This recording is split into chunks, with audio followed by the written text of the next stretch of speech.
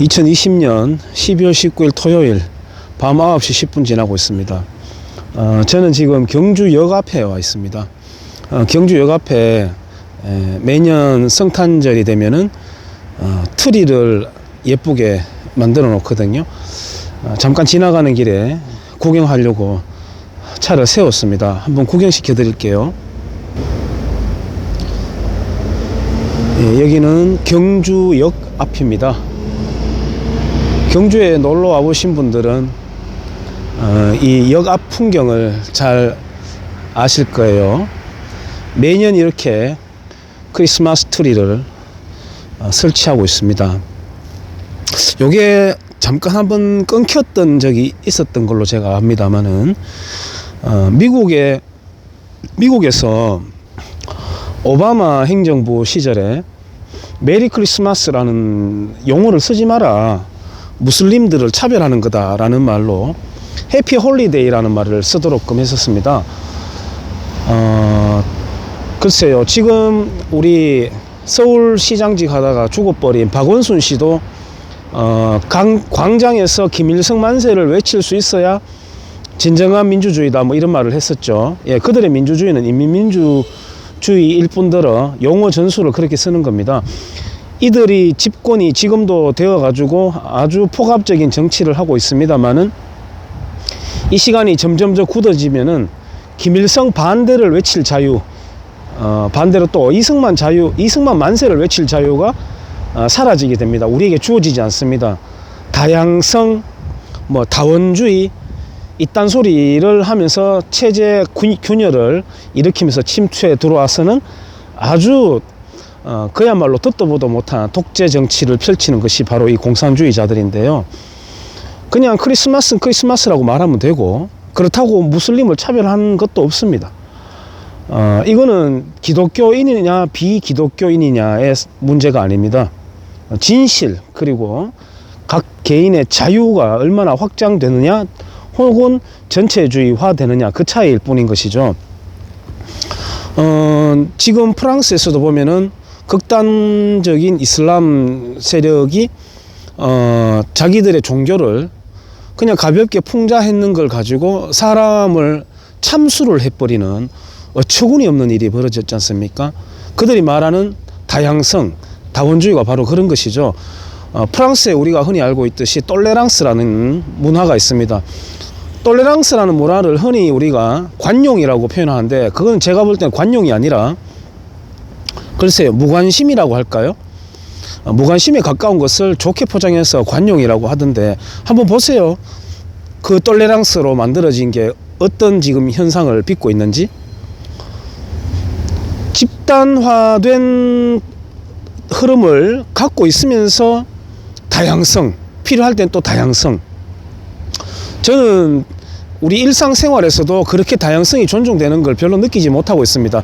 특히 여성들 같은 경우 굉장히 일방성을 갖고 있습니다. 여성들이 특히 남성 여성 따질 거 없지만 집단성, 그리고 굉장히 그 일방성을 갖고 있는데요. 지금 우리 경주 같은 경우에도 아주 시골 도시일수록 그렇습니다. 경조사 문화와 연계되어 가지고 각종 모임들이 많죠. 그래서 우리가 남이가 건배제의하고, 맛없어도 우리 회원하는 음식점에 가서 팔아줘야 된다. 그러니까 발전이 없는 거죠. 타 지역에서 온 사람들이 적응을 못하게 되고, 지금 1863년 영국에서 최초로 1월 10일이면 곧 1월 10일이면 최초로 지하철이 개통된 날입니다. 그때 당시 조선에서는 고종이 집권을 시작을 했습니다. 공교롭게도 딱 그때. 고종과 일본의 메이지는 출생연도도 연대와 출생연도와 그 다음에 집권 시기가 거의 비슷합니다. 40여 년 정도. 고종은 이 나라를 말아먹었죠.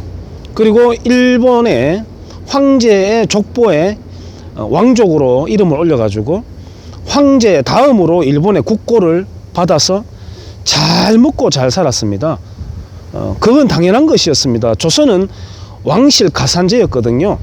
국민의 어떤 후생이라든지 이런 거는 전혀 아랑곳하지 않았습니다. 그것을 벗어나고 독립하자고 했던 것이 바로 이승만이죠. 우리가 알고 있는 독립문입니다. 독립문. 중국 사신을 접대하고 받아들였던 그 문, 영은문 앞에 지어진 게 바로 독립문이 되겠습니다. 우리나라 좌익들은 독립이라고 말만 하면은 일본으로부터 뭔가 항일의 개념을 갖고 있는 줄 알고 독립문 앞에서 태극기 흔들고 퍼포먼스를 하기도 하는 총극을 보이죠. 그 좌익들도 공부를 안 하는 모양입니다. 문재왕도 집권 이후에 부부끼리 같이 나가가지고 독립문 앞에서 태극기 들고 그랬지 않습니까? 예. 남 좌우 뭐 따질 것 없이 공부를 안 하니까 그런 코미디가 벌어지고 있는 것입니다. 근데 그로부터 이제 독립한 우리 대한민국입니다.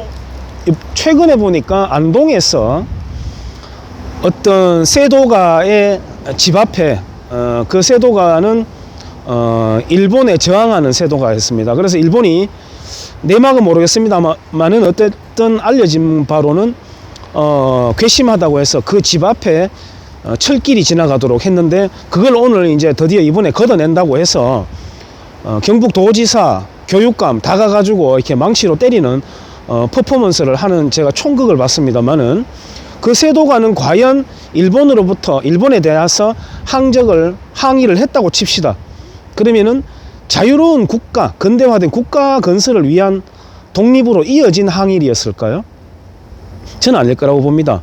오히려 망해버린 명나라의 유훈을 받들어 소중화로서의 조선으로 다시 회귀하고자 했을 가능성이 저는 상당히 높다고 봅니다. 그 이외에는 또 사회주의 국가 건설을 위해서 일본에 항일하자 뭐 이렇게 했던 세력들 아닙니까?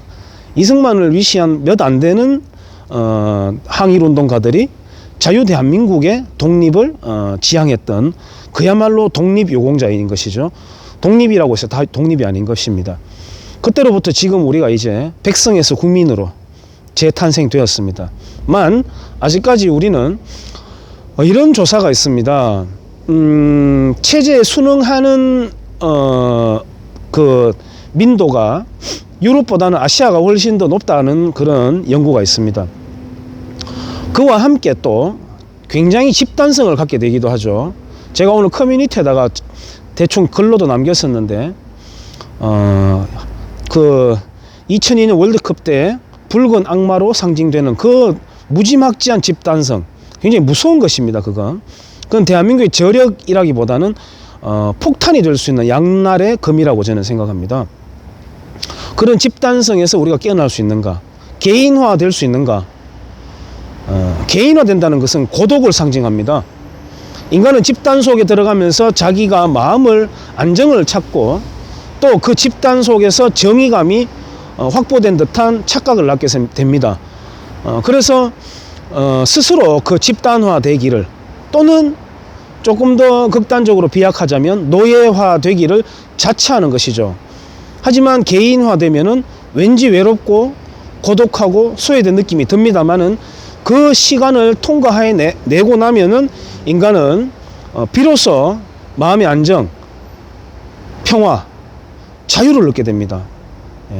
고독의 선물이 바로 진정한 행복인 자유, 개인의 자유라고 저는 믿고 있습니다. 그렇게 또 믿게 되었습니다. 곧 다가올 크리스마스인데 모쪼록 건강하게 또 따뜻한 시간 보내시고 지금은 질병 바이러스 정치로 사람들을 감금해 놓고 있는 딱한 시간이 지나가고 있고 사람들은 공포에 억눌려서 동조하고 있습니다. 올해 같은 이런 크리스마스가 없었겠죠. 당연한 게 아닙니다. 우리가 동조해서 만들어진 것입니다.